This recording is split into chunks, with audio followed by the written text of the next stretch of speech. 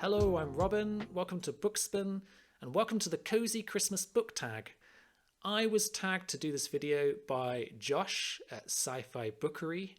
I've mentioned him before, and I highly recommend his channel for picking up new sci-fi recommendations. He has a very friendly and entertaining manner. I'll link his video in the description.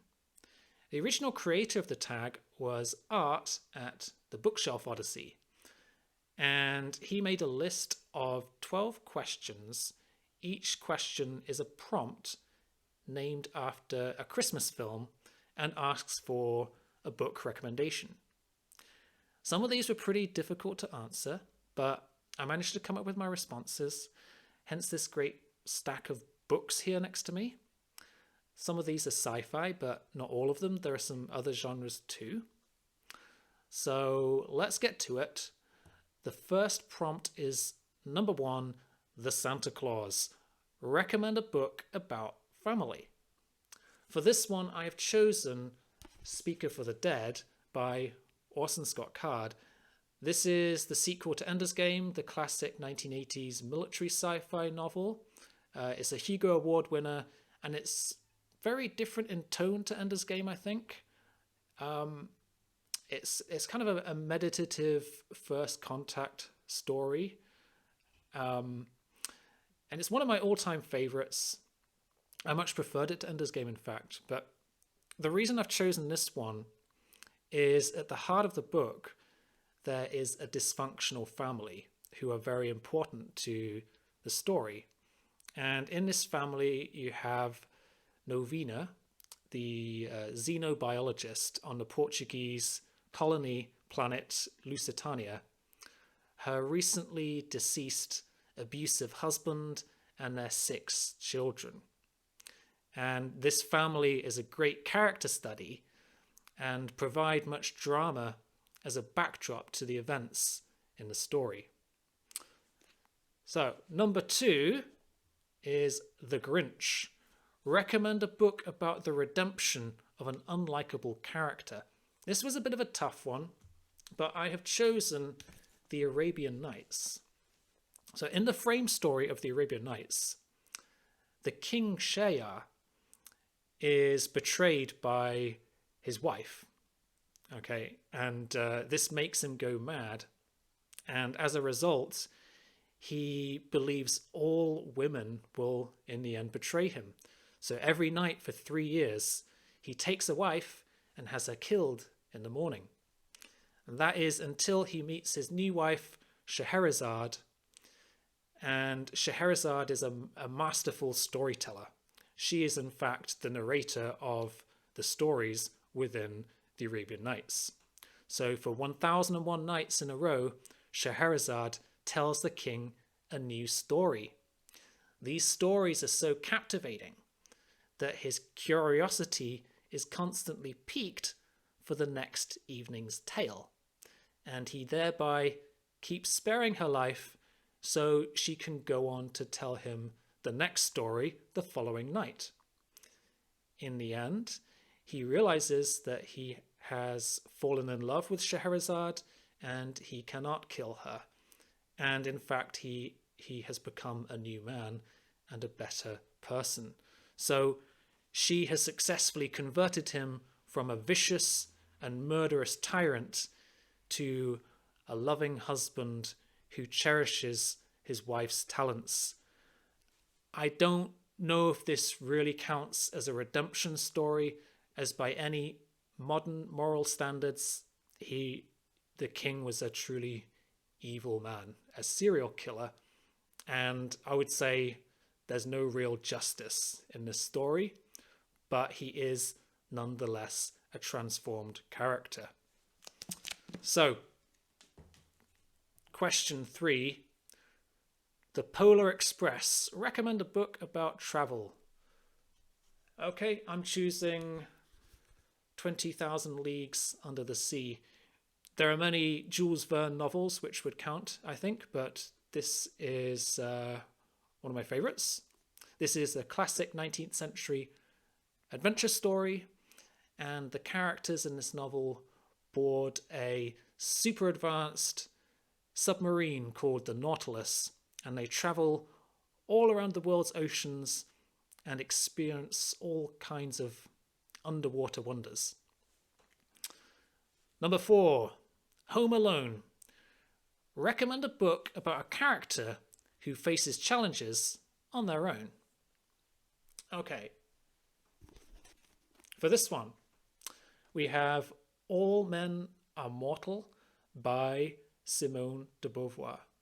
This is a philosophical novel, and de Beauvoir is, of course, a famous French existential writer and feminist activist.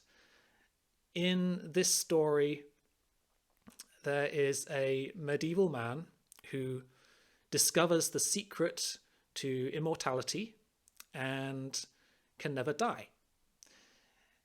And this is the story of his journey through existence over the past 600 or 700 years or so. At first, he finds his immortality liberating and empowering, but it's not long before it becomes a curse.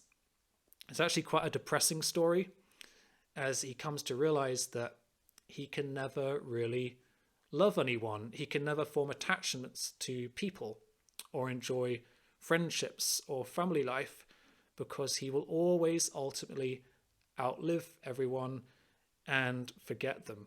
So he is truly alone in this universe. So, number 5, the Hallmark Christmas Movie. Recommend a book that you find cozy. For this one, I'm going to choose the book which I'm reading at the minute. That is The Long Way to a Small Angry Planet by Becky Chambers. This is, I would say, heartwarming science fiction, likable characters, interesting world building, and it just has a kind of cozy feel to it. I will talk about this book some more when I finish reading it. Question 6. A Christmas Story. Even though I've given this movie a couple of chances, I can't enjoy it. Recommend a book that you didn't like the first time and tried to reread a second time. Did you like it better the second time round, or did you still DNF it? This was a bit of a tough one, but I'm choosing Neuromancer by William Gibson. I read it once, I did finish it, and it was a bit of a struggle, as it's a very confusing novel, in my opinion. But I do intend to reread it at some point. This is, of course, the 1980s classic and definitive cyberpunk novel, and another Hugo Award winner. Gibson has a habit of introducing new terms without really explaining them, and I didn't really know what was going on for a lot of the time. But as I say, I think I probably will reread this at some point, as I appreciate it. It's a very important novel within the genre.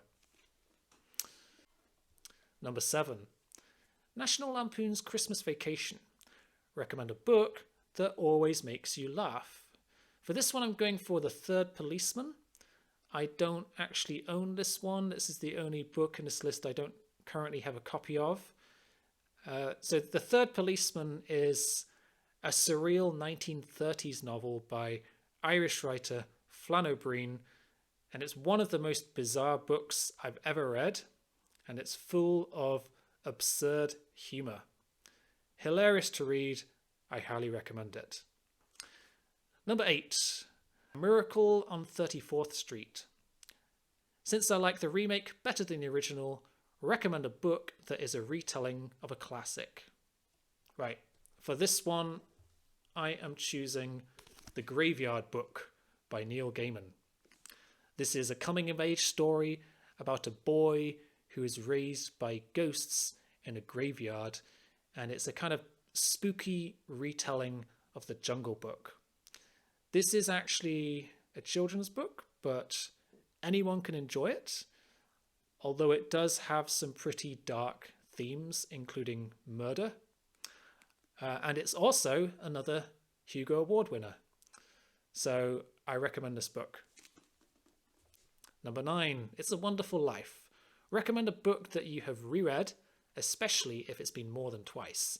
Do you like rereading books? Why or why not? I occasionally like rereading books, but I have such an extensive TBR that I don't have a lot of time to reread things, but there are a few books out there which I like to reread or I intend to reread at some point. And so my answer for this question is To Your Scattered Bodies Go by Philip Jose Farmer. This is book 1 of the Riverworld series. This particular edition is the omnibus edition, which includes the first book, To Your Scattered Bodies Go, and book 2 in the series. This is yet another Hugo Award winner, 1972 Hugo Award. And this is one of my favorite sci-fi novels and favorite sci-fi series with a very intriguing premise. It's about an artificially constructed afterlife in which everyone who was ever alive from all over the world and from all periods of Earth's history wake up naked on the shores of a vast, long river. They have no idea how they got there or who the people are who they find themselves with, and they have to find a way to survive in this new existence. So that's the basic premise for the start of the first book.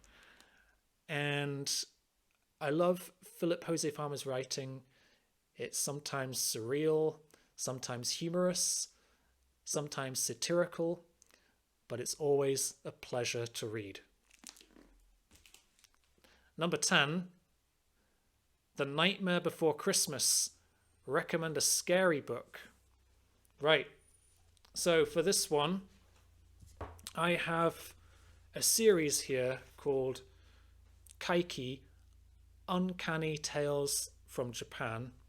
And this is volume 1, volume 2, and volume 3. It's a trilogy of translated Japanese ghost stories, short stories, by a variety of authors and literary styles from different eras. And some of the stories in these collections are very creepy and especially memorable. So, for example, this is volume 2.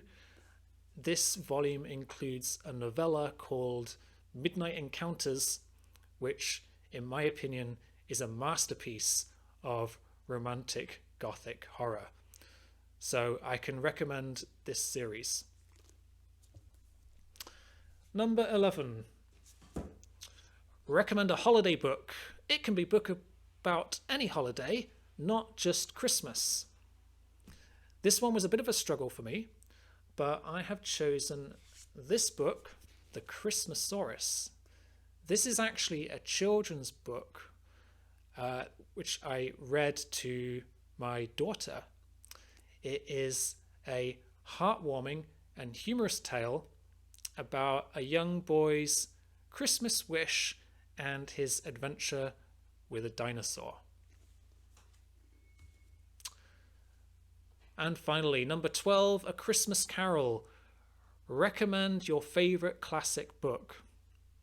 That's a bit of a tough one, but I'm going to choose In Search of Lost Time by Marcel Proust. This is volume 1, Swan's Way, but this novel was published originally in 7 volumes. I've got the rest of them here. You can see. So, In Search of Lost Time is one of the major classics of modernist literature. It's very beautifully written and very profound in places, but you do have to be in the right mood to read it, as it is very dense. Proust is famous for his exceedingly long descriptions, his long sentences and paragraphs. However, if you can cope with that, it does pay off if you have the patience. So those are all the prompts on the tag. I'm going to finish off by tagging a few people. I'm going to tag Bookish Franzi, who is a booktuber from Germany that I follow. Her reviews, always worth following. Matthew from Man with the Hat Who Reads, whom I mentioned before. He always produces interesting videos. And Joanna from Exo Joe, who is a new booktuber, well worth checking out. She recently uploaded an author interview video where she speaks to Alison Darling about her debut novel Cake Eater, which looks really interesting. So I'll link all these channels in the description below. It's up to you if you want to follow up on the tag. If anyone else wants to do the tag, feel free to do so. And that's it. Thank you for watching. Merry Christmas, and see you again soon.